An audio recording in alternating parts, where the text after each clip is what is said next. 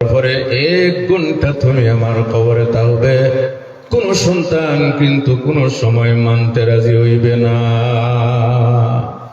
এমনকি আমার ভাইরা মারা যাওয়ার পরে আত্মীয় স্বজন যারা আছেন, এই মাইয়িতের সন্তানাদি যারা আছেন, প্রত্যেক বসে পরামর্শ করে কোন সময় দফন করা যাবে, টাইম ফিক্সড করে।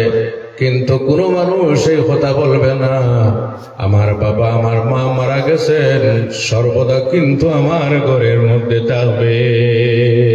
কেউ বলে? কোন মানুষ বলবে না। এজন্য আমার ভাইয়েরা, আল্লাহর হাবিব আলাইহিস সালামের ইরশাদ, এই কবর অত্যন্ত ভয়ানক জায়গা। এই কবরের সঙ্গে মৃত মরা যেটা আছে সেটার কিন্তু সম্পর্ক আছে। মানুষ মারা যাওয়ার আগে কিন্তু কবরস্থ হইতে চায় না। সঙ্গে না টাকা দেওয়া হবে, না কোনো কিছু দেওয়া হবে, না সম্পদ দেওয়া হবে। যখন মুমূর্ষ অবস্থা আসবে, আল্লাহর হাবিব আলাইহিস সালাম বলেন, যখন মানুষের মুমূর্ষ অবস্থা আসবে তখন তোমরা 3টা জিনিস দিয়ে সাহায্য করিও। কয়টা জিনিস?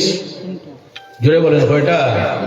একটু আলোচনা করিও তো মনে থাকবে। 3টা জিনিস দিয়ে সাহায্য করিও।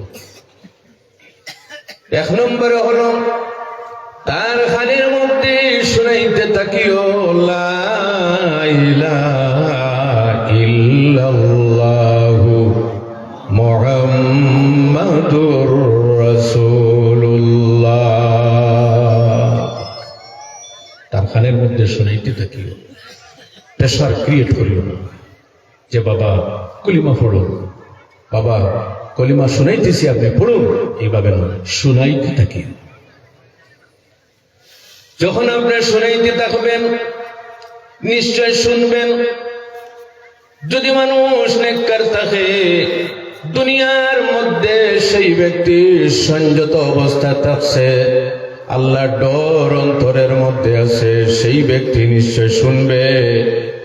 আর যে ব্যক্তি গাফিল ছিল, যে ব্যক্তি দুনিয়াতে আল্লাহর ডর থেকে, আল্লাহর পথ থেকে যে ব্যক্তি অমনোযোগী ছিল, সেই ব্যক্তির খবর কিন্তু কঠিন শাস্তির জায়গা হয়ে যাবে।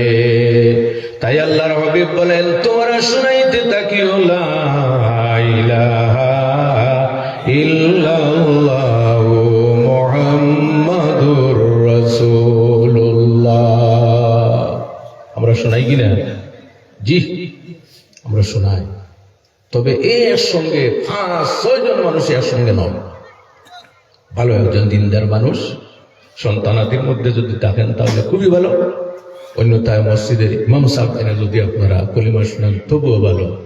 অনেক সময় দেখা যায় মুমূর্ষ ব্যক্তি এমন একটা বিব্রত অবস্থায় পড়ে, একদিকে মেয়েরা যারা আছে এবং নারী যারা আছে এই বাড়ির মধ্যে কান্নাকাটি হইতেছে, আর অন্যদিকে কলিমা শোনানি হইতেছে, এটা একটা বিব্রতকর অবস্থা হয়। যার জন্য শান্ত পরিবেশে খানে কলিমা শুনাইতে থাকবেন, পুরা কলিমা লা ইলাহা ইল্লাল্লাহু মুহাম্মাদুর রাসূলুল্লাহ, পুরা কলিমাটা শুনাইতে থাকবেন। তারপরে আমার ভাইয়েরা আরেকটা জিনিস দিয়ে সাহায্য করবেন। সেই জিনিসটা হলো, মানুষ যখন মারা যায়, মারা যাওয়ার সময় এমন ভাবের জল পিপাসা মানুষের ধরে, মানুষ মনে করে যদি আমাকে সমস্ত খলেসের জল পান করানো হয় তবু কিন্তু জল পিপাসা নিবারণ হবে না। এমন ভাবের জল পিপাসা ধরে, তখন আমাদের দেশের মধ্যে মানুষ কি করে, সামান্য তুলা অনেক সময় জমজমের পানি ভিজিয়ে তা ঠোঁটের মধ্যে দেওয়া হয় কিনা? খুবই ভালো জমজমের পানি। আর যদি জমজমের পানি নাও থাকে তাহলে যে কোনো ভালো পানি দিয়ে তার ঠোঁটের মধ্যে একটু একটু বসিয়ে দিয়ে, তখন জল পিপাসা খুব বেশি ধরে, যার কোনো সীমা নেই। আল্লাহর হাবিব আলাইহিস সালাম বলেন, মুমূর্ষ ব্যক্তিকে তোমরা দেখতে যাইও, সেখানে যাওয়ার পরে তোমরা কোনো সময় কোনো ধরনের দুনিয়ার কথাবার্তা বলে তোমরা হাসাহাসি করিও না। ভাইয়েরা, সেই ব্যক্তি দুনিয়া থেকে বিদায় নিতেছে এবং তুমি তার নিকটে বসে দুনিয়ার কথা বলা, কথাবার্তা করে তার দিশা যেটা আছে, তার আগ্রহ যেটা আছে, তার অ্যাটেনশন যেটা আছে, সেটা কিন্তু অন্যদিকে করিও না। এজন্য আপনারা দেখবেন কোন সময় মানুষ মারা যাইতে হাত দিয়ে কোনো সময় সালাম নেই, দেখি না? জি, কোন সময় মানুষ এদিকে চায়, সেই দিকে চায়, তখন এই ঘরের মধ্যে ফিরিস্তার আগমন ঘটে। জুড়ে বলুন সুবহানাল্লাহ। কিসের আগমন ঘটে? ফিরিস্তাদের আগমন ঘটে। সেই সময় যদি কোনো ভালো মানুষ কোরআন শরীফ তিলাওয়াত করতে পারেন, তাহলে একেবারে নিকটে নয়, সামান্য দূরে পবিত্র জায়গায় বসে কোরআন তিলাওয়াত করতে পারেন, কোনো অসুবিধা নেই। আল্লাহর হাবিব আলাইহিস সালামের ইরশাদ, লিকুল্লি শাইইন কলবুন ওয়া কলবুল কুরআন সূরাতু ইয়াসিন। প্রত্যেক জিনিসের দিল আছে, আর কোরআন শরীফের দিল হলো সূরা ইয়াসিন। সুবহানাল্লাহ বলেন।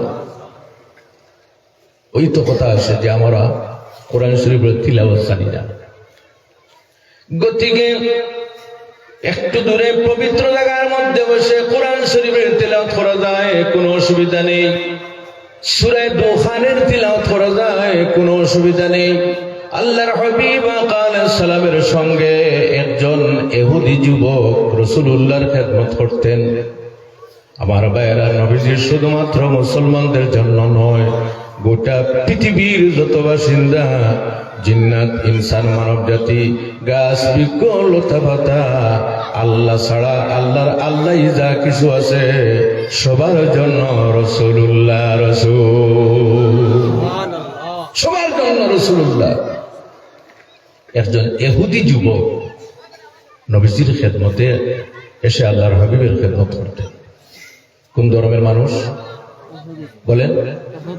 ইহুদি ধর্মের মানুষ নবীজির খেদমত করতেন। খেদমত করতে করতে আল্লাহ নবীর সঙ্গে একটা মায়া মমতা সৃষ্টি হয়ে গেছে। আল্লাহু আকবার। নবীজির সঙ্গে মায়া হবে না, কার সঙ্গে মায়া হবে? এইভাবে খেদমত করতে থাকেন।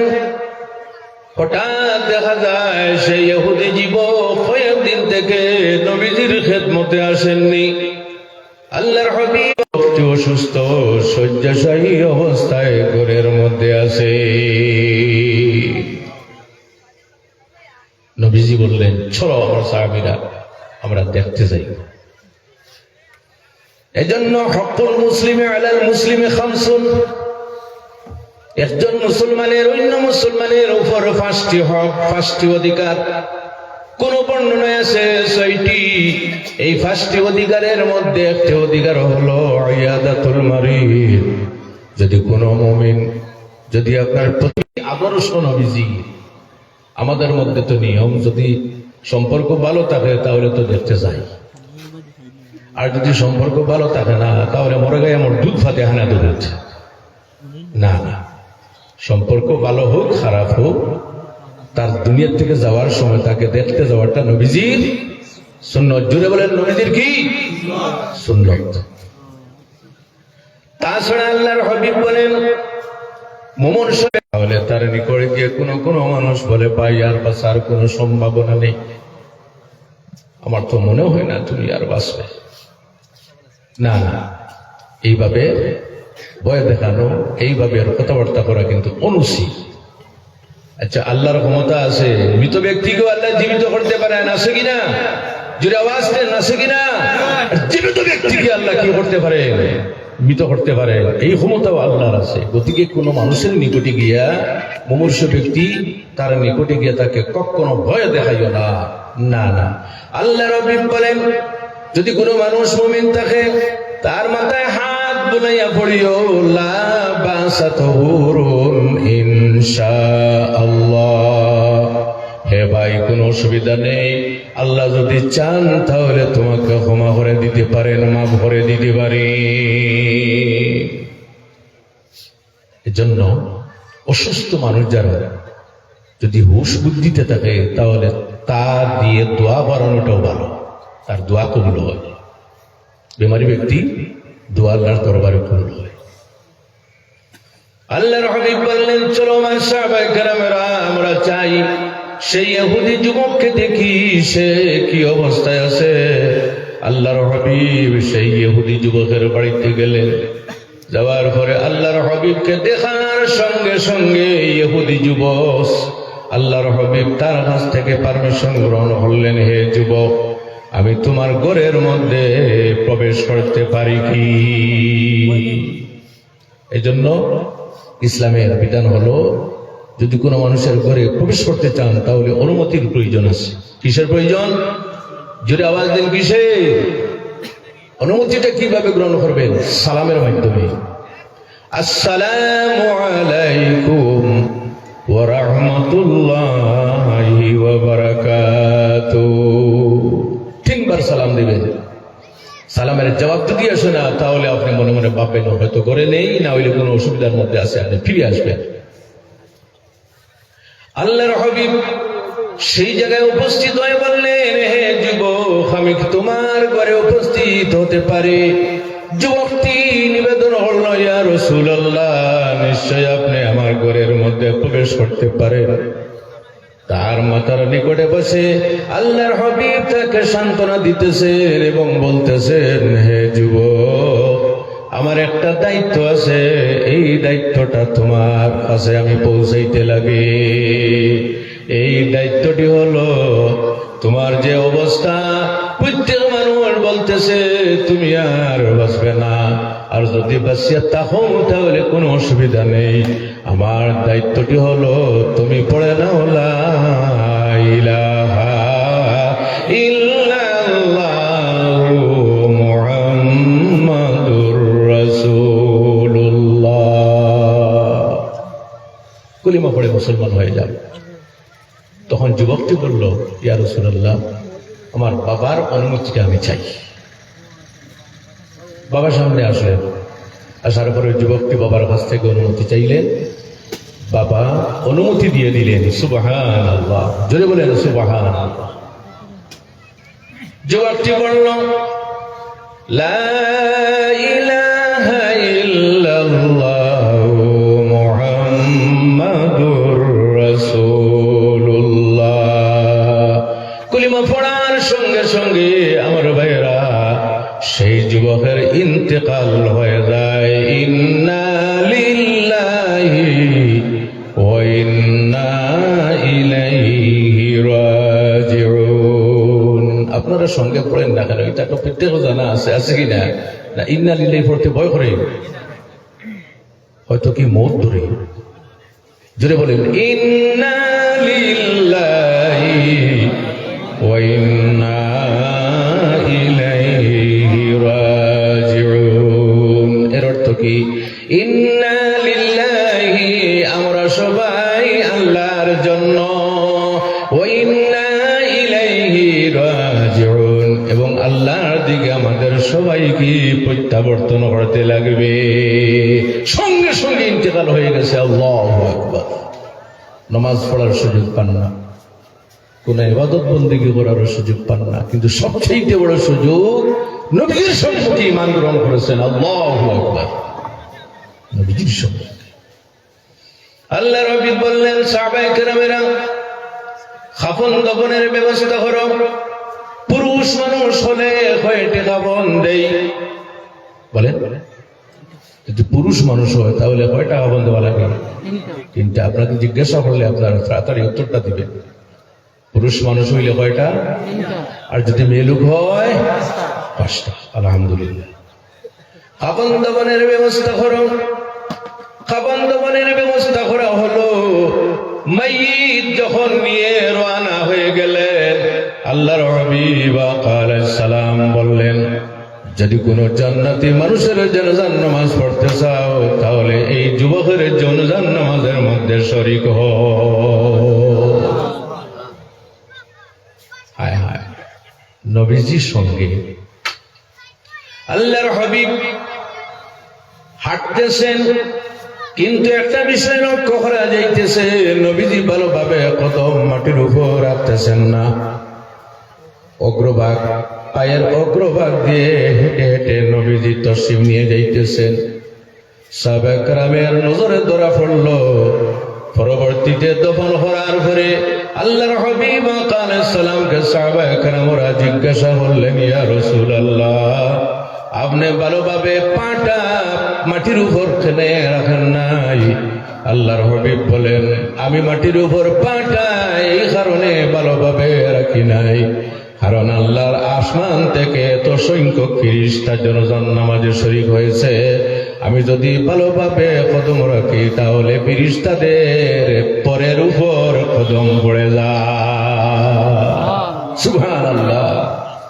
এজন্য আমার ভাইয়েরা, অনেক মানুষ আছে জনজান নামাজে যায়, কিন্তু জনজান নামাজে কিন্তু শরীক হয় না, পিছনে খাড়া থাকে।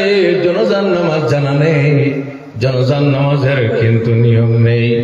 আমার ভাইয়েরা, আমরা জনজান নামাজ পড়ি, এই নামাজের কি আজান আছে? জি, পৃথিবীর মধ্যে কি নামাজ আছে, কোন নামাজ আছে যে নামাজের আজান নেই, একামত নেই? বলেন তো। জনজান নামাজ। কারণ কি? বাইরে আমার, যখন বাচ্চা জন্মগ্রহণ করে তার ডানখানে আজান দেওয়া হয় এবং বামখানে তাকবীর পড়া হয়। এই নামাজের আজান জন্মের পরে দেওয়া হয়ে গেছে, ইকামত তাকবীর জন্মের পরে দেওয়া হয়ে গেছে। শুধুমাত্র নামাজের সময় বাকি রয়ে গেছে। যখন দুনিয়া থেকে বিদায় নিয়ে গেলে তখন সঙ্গে সঙ্গে সেই আজানের এবং সেই তাকবীরের নামাজটা পড়া হয়ে যায়। আল্লাহু আকবার। এজন্য আমার ভাইয়েরা, জানাজার নামাজে যদি যান তাহলে এটা সম্ভব শরীক হইবে। কারণ কি আমার ভাইয়েরা, অনেক মানুষ আছে মারা যাওয়ার আগে এমন ভাবে আল্লাহর দরবারে তওবা করে, এই তওবার কারণে আল্লাহ তার জীবনের সমস্ত গুনাহ মাফ করে দেন। যার জন্য জানাজায় যাওয়ার পরে যদি সেই ব্যক্তি নেককার হয়ে যায় তাহলে আল্লাহর হাবিব বলেন, সেই ব্যক্তির জানাজার কারণে আল্লাহ তোমাদের জীবনের সমস্ত গুনাহ সগীরা মাফ করে দেবে। গতিকে জানাজার নামাজের সুযোগ যদি হয়ে যাওয়ার তাহলে জানাজার নামাজে যাইবে। আমার বুজুর্গগণ, আল্লাহর হাবিব আলাইহিস সালামের কোন সাহাবায়ে কেরামের যখন ইন্তেকাল হয়ে যেত তখন রাসূলুল্লাহ নামাজে জানাজা পড়াইতেন। যে ব্যক্তির জানাজার নামাজ রাসূলুল্লাহ পড়াইবেন সেই ব্যক্তির ভাগ্য কতই না ভালো হবে। তারিখের কিতাবের মধ্যে লেখা, একবার এক ব্যক্তির জানাজার নামাজ পড়ার জন্য সব রেডি, হঠাৎ দেখা যায় ওই ব্যক্তির খাফনের ভিতরে কি একটা জিনিস নড়াচড়া করতেছে। আল্লাহু আকবার। ইমাম সাহেব রেডি, মুক্তাদি রেডি, নামাজ পড়বে। হঠাৎ দেখা যায় খাফনের ভিতরে কি একটা জিনিস নড়াচড়া করতেছে। ভালোভাবে যখন দেখা হলো তখন বোঝা গেল যে খাফনের ভিতরে একটা সাপ ঢুকে পড়ছে। আল্লাহু আকবার। কি বলেন? কি সাপ? ইমাম সাহেব সরে গেলেন, মুক্তাদি সরে গেলেন। কি বিষয়? গোসল দেওয়া হলো, কোনো সাপ নেই। খাফন পরিধান করানো হলো, কোনো সাপ নেই। যখন তার মুখ দেখা হলো, কোনো সাপ নেই। হঠাৎ তার খাফনের ভিতরে কোনো কারণে সাপটা ঢুকিয়ে পড়লো। তখন মানুষ জানাজা বাদ দিয়ে সেই যুগের যে আল্লাহর ওলি ছিলেন সেই অলির নিকটিকে জিজ্ঞাসা করতেছেন, আল্লাহর ওলি, এই ব্যক্তির খাফনের ভিতরে কি কারণে কিভাবে সাপটা ঢুকলো? আল্লাহর ওলি মুরাকাবার মধ্যে বসলেন, আল্লাহর দিকে ধ্যান দিলেন। ধ্যান দেওয়ার সামান্য পরে বললেন, তোমরা জানো না এই ব্যক্তির কাপড়ের ভিতরে সাপ আল্লাহ ঢুকাইয়া দিয়েছেন। এই ব্যক্তি জীবনে কোনোদিন আল্লাহর কুদরতের কদমে সিজদা করে না। নাউযুবিল্লাহি মিন যালিক। আছে কিনা এমন মানুষ জীবনে কোনোদিন নামাজ পড়তে চায় না? আপনাদের এলাকার কথা তো বলতেছি না, এই জন্য নমাজি 5 প্রকারের। এক প্রকারের নমাজি নামাজ পড়তে পারে, জি নমাজের কথা বললেন রাগ করে। এক ধরনের নমাজি আছে বৎসরে শুধুমাত্র 2 দিন। কোন 2 দিন? 2 ঈদের 2 দিন নমাজ পড়ে ঈদগাহ থেকে বের হয়ে বলে, আয় আল্লাহ, যদি আপনি হায়াতে থাকো আর আমিও যদি থাকি তাহলে আগামী ঈদে দেখা হবে। আর এক শ্রেণীর মানুষ আছে নামাজ পড়ে শুধুমাত্র জুম্মার দিন নামাজ পড়ে। নামাজ পড়িয়া এমন ভাবে মসজিদ থেকে বের হয় আরো 10 জোড়া স্যান্ডেল এদিকে সেদিকে ছিটরাইয়া যায়। ঘরে গিয়া দেখে তার স্যান্ডেল তার ভাই নেই, এমন একটা স্যান্ডেল পরিধান করে গেছে, দেখা যায় তার পা থেকে আরো 2 ইঞ্চি লম্বা। আর স্যান্ডেল যে বেউসে বাইর হইছে, অন্যের স্যান্ডেল পরিধান করিয়া বাড়িতে গেছে। এক শ্রেণীর মানুষ আছে নামাজ পড়ে কিন্তু মনটা নামাজের মধ্যে লাগে না, জি মনটা নামাজের মধ্যে লাগে না। যখন দাঁড়ায় তখন মন এদিকে সেদিকে যায়। আর এক শ্রেণীর মানুষ আছে মন তন দিয়ে নামাজ পড়ে, তারা হলেন আম্বিয়া কেরাম আলাইহিমুস সালাম। সুবহানাল্লাহ। এজন্য আমার ভাইয়েরা, জানাজার নামাজ কিন্তু জীবনের সবচেয়ে শেষ নামাজ। আর জীবনে কোনদিন তোমার নামাজ পড়া হবে না। আল্লাহ কিতাবের মধ্যে লেখা আছে, সাল্লু কাবলা আন তুসাল্লা আলাইহি, তুমি নামাজি হয়ে যাও তোমার উপর শেষ নামাজটা পড়ার আগে। গতিকে আমার ভাইয়েরা, দিল্লির মধ্যে আল্লাহর একজন ওলি আছেন, আপনারা হয়তো জিয়ারত করেছেন। সেই ওলি কিন্তু অত্যন্ত মশহুর ওলি। সেই ওলির নাম হলো কুতুবউদ্দিন বখতিয়ারে কাকি রহমাতুল্লাহি তাআলা আলাইহি। কি নাম? কুতুবউদ্দিন বখতিয়ারে কাকি রহমাতুল্লাহি তাআলা আলাইহি। জবরদস্ত আল্লাহর এক ওলি। মঈনুদ্দিন চিশতি রহমাতুল্লাহি তাআলা আলাইহির মুরিদ। মারা যাওয়ার আগে ওসিয়ত করলেন কয়েকটা। এই ওসিয়ত কিন্তু কাগজের টুকরার মধ্যে লিখে দিয়ে খাদিম যে ছিল সেই ব্যক্তিকে বললেন, হে খাদিম, আমি যখন মারা যাইব, মারা যাওয়ার পরে আমার এই টুকরার মধ্যে যা কিছু লেখা আছে সেই লেখা অনুযায়ী কিন্তু তুমি কি কাজ করিও। জানাজার নামাজ পড়াইবার সুযোগটা তুমি বলি, এই টুকরার মধ্যে কি লেখা আছে, এটাই হলো মূল বিষয়। তিনি লিখে দিয়ে বললেন, জানাজা রেডি, ইমাম সাহেব রেডি, তাকবীর পড়বেন। হঠাৎ খাদিম সাহেব বের হয়ে বললেন, সামান্য পরে তাকবীর পড়বেন। হযরত কুতুবউদ্দিন বখতিয়ারে কাকি রহমাতুল্লাহি তাআলা আলাইহির একটি ওসিয়ত এই কাগজের টুকরার মধ্যে লেখা আছে। এই ওসিয়তটি হলো, 1 নম্বরে উনার জানাজার নামাজ সেই ব্যক্তি পড়াইবে যে ব্যক্তির জীবনে কোনোদিন ফজরের নামাজের প্রথম আপনার তাকবীর খোঁজা হয় না। ফজরের নামাজে তাকবীরে উলা খোঁজা হয় নাই। আল্লাহু আকবার। বুঝতেছেন আপনারা? সেই ব্যক্তি নামাজ পড়াইবে। এই কন্ডিশন যখন শোনানো হলো, দ্বিতীয় কন্ডিশন, উনার জানাজার নামাজ সেই ব্যক্তি পড়াইবে যে ব্যক্তি জীবনে কোনোদিন তাহাজ্জুদের নামাজ পড়া হয় না, তাহাজ্জুদের নামাজ মিস করে যায়, সেই ব্যক্তি পড়াইবে। উনার জানাজার নামাজ সেই ব্যক্তি পড়াইবে যে ব্যক্তি সর্বদা ওযুর অবস্থায় থাকত। চিন্তা করতেছেন আপনারা?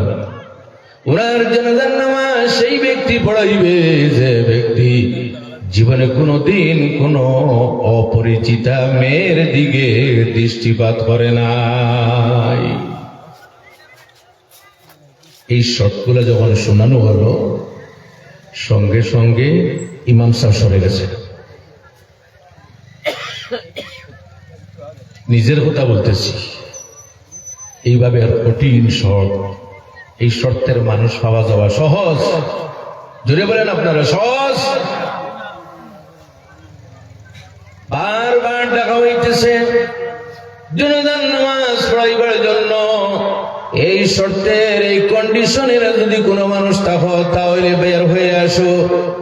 অনেক সময় যাওয়ার পরে মুখের মধ্যে চাদর দিয়ে মুখ ঢাকায় একজন ব্যক্তি বের হয়ে বলতেছে, আয় আল্লাহ, আপনার সঙ্গে আমার কিন্তু একটা কন্ডিশন ছিল, জীবনে কোনোদিন আমার অবস্থা মানুষের সম্মুখে প্রকাশ করবে না, আজকে কিন্তু আমার অবস্থা প্রকাশ করে দিলে আয় আল্লাহ আমি মানুষের সম্মুখে কিভাবে মুখটা দেখাইব? জনজান নামাজ পড়ানোর পরে মানুষ বলতে লাগলেন, সাহেব আপনি কে জনজান নামাজ পড়াইলেন, আপনার মুখটা একটা বার খুলে দেখাও না। যখন মুখটা খুলে দেওয়া হলো তখন দেখা যায় দিল্লির বাদশাহ শামসুদ্দিন আলতামাস। সুবহানাল্লাহ বলে। হায় হায়, বাদশার মধ্যে যদি এই গুণ থাকে তাহলে প্রজার মধ্যে কি কারণে এইভাবে গুণ থাকবে না? গতিকে আমাদের প্রত্যেককে একদিন সেই একাকিত্বে ঘরের মধ্যে আমাদের যাইতে লাগবে। লাগবে কিনা? একটু জোরে আওয়াজ দেন, লাগবে কিনা? এজন্য আমার ভাইয়েরা প্রত্যেক দিন কবর 5 বার ডাক দে। কি ডাক দে? আল্লাহর হাবিব আলাইহিস সালাম বলেন প্রত্যেক দিন কবর 5 বার ডাক দে, আমরা কিন্তু তার ডাক শুনি না। কবর বলে, আনা বাইতুল ওয়াহদা, হে পৃথিবীর মানুষেরা, আমি হলাম একাকিত্বের ঘর। এই ঘরে আসতে হলে তোমাদের বন্ধু তোমরা সঙ্গে নিয়ে আসবে। কি বন্ধু? আমি হলাম একাকিত্বের ঘর, এই ঘরে আসতে হলে তোমাদের বন্ধু নিয়ে আসবে। হয়তো আপনারা মনে মনে ভাববেন বন্ধু হয়তো দুনিয়ার কোনো মানুষ না, এই খবরে আসতে হলে আমল নামক বন্ধু তুমি নিয়ে আসতে লাগবে। সুবহানাল্লাহ বলবেন না? কোন বন্ধু?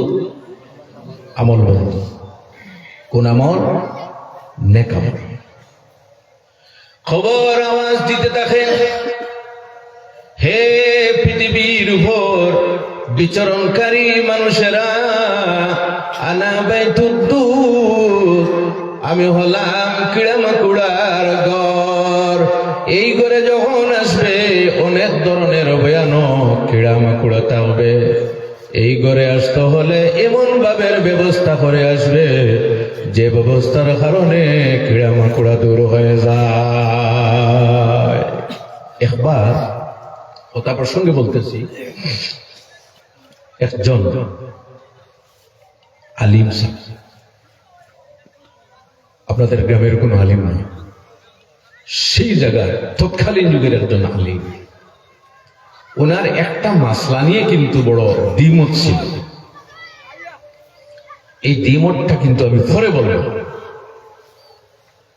আলিম সাহেবকে যখন দফন করা হলো, হক্কানি আলিম নয়, বুঝতে পারতেছেন আপনারা? হক্কানি নয়। এই আলিম সাহেবের যখন ইন্তেকাল হলো, ইন্তেকাল হওয়ার পরে কোন কারণবশত এই আলিম সাহেবের কবর খোলা লাগলো। আমরা কি করি? কবরে যে আমরা বাঁশ বিছাইয়া উপরে, তারপরে কলা পাতা দিয়ে তারপরে আমরা কি করি? মাটি দিই। অনেক জায়গায় বাঁশ নেই, তখন লাফাই দেওয়া হয়। অনেক জায়গায় তৈরি করা আছে, স্লেব দেওয়া হয়, যেখানে যেটার প্রচলন। কোন কারণবশত কবরটা খনন করা হলো, আবার কবর যখন খোলা হলো, আপনারা দমন করতে জি বক্স তৈরি করে, কি করে? বক্স তৈরি করিয়া বক্সের ভিতরে যে ব্যক্তি মারা যায়, দুনিয়াতে যে জিনিসের মাধ্যমে সে আরাম আয়েশ গ্রহণ করে সব বক্সের ভিতরে দেওয়া হয়, এমনকি মদের বোতল পর্যন্ত দেওয়া হয়। নাউজুবিল্লাহ মিন যালিক। জি, সোনা রূপা টাকা কড়ি ইত্যাদি বক্সের ভিতরে দিয়ে যা বাবা যা কবরে যাওয়ার পরে আরাম কর। যে সোনা রূপার মাধ্যমে কবরে আরাম পাওয়া যায়, জি মদ নাউজুবিল্লাহি মিন যালিক সব দিয়ে দফন করা হলো। আমাদের শিলচরের কোন এক জায়গায় একটা খ্রিস্টান মানুষ মারা গেল, শিক্ষিত মানুষ মারা যাওয়ার পরে দেখা যায় রাত্রে কবরের চতুর্দিকে খারা যেন ঘুরা ঘুরা করে। ওরা ভয় পেয়ে গেল, খারা ঘুরাঘুরি করে। বুঝতে পারলো যে এই যে ব্যক্তির বক্সের ভিতরে সোনা রূপা ইত্যাদি দন দেওয়া হয়েছে, এই দন নেওয়ার জন্য বোধহয় খারা কবরের আশেপাশে ঘুরাঘুরি করে। আরাই করবে, আপনারা বুঝবেন। শেষে দেখা গেল কয়েক মাস পর্যন্ত পুলিশ গার্ড হিসাবে রাখা হয় না। হায় হায়, খ্রিস্টান যে মেয়ে, সেই মেয়ের বাবার সঙ্গে যোগাযোগ করে জানা গেল খ্রিস্টান মেয়ের খবরটা ওই জায়গার মধ্যে। সেই জায়গা যখন যাওয়া হলো, সেখানে যাওয়ার পরে খবর যখন খোলা হলো, খোলার পরে দেখা যায় ওই খ্রিস্টান মেয়েটির খবরের মধ্যে ওই আপনার আলিম। আগে বুঝবেন আপনারা, হকানি আলিম নয়, প্রকৃত আলিম নয়। ওই আলিম সেই খবরে দেখা যায় লাশ ট্রান্সফার হয়ে গেছে, এক খবরের লাশ আরেক খবরে, ওই খবরের লাশ ওই খবর। মানুষ আরে কি হলো, জীবনে কোনোদিন শুনি নাই, জীবনে কোনোদিন দেখি নাই। এই ব্যক্তির খবরের মধ্যে খ্রিস্টান মেয়ের লাশ, আর খ্রিস্টান মেয়ের খবরের মধ্যে এই ব্যক্তির লাশ। এখন রহস্যটা কি? আলিম সাহেবের শ্রী যে তার কাছে যাওয়া হলো, যাওয়ার পরে বলা হলো, হে আলিমের স্ত্রী, তুমি বলো